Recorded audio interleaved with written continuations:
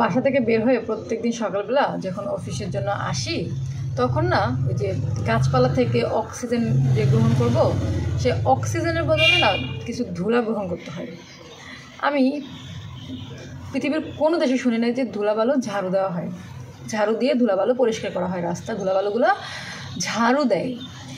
সেটা শুধু বাংলাদেশে শুনছি নিজের চোখে প্রতিদিন দেখতেছি, প্রতিদিন ধুলা গ্রহণ করতেছি, অক্সিজেন গ্রহণ করার সুযোগ নেই, কারণ ধুলা ঢুকে নাকে ছিদ্র বন্ধ হয়ে যাচ্ছে, অক্সিজেন ঢোকার জায়গা পাচ্ছে না। প্রতিদিন মনে হয় যে একটা নিজেকে মানে ডার্টি নিয়ে সারাক্ষণ নিজেকে একটা ডার্টি মনে হয়, ডাস্ট মনে হয়। আসলে এটা কি কোনো দেশের ক্যারেক্টারিস্টিকে পড়ে কি না আই এম নট শিওর, কিন্তু আশা করছি ইন ফিউচার এগুলোর সমাধান আসবে।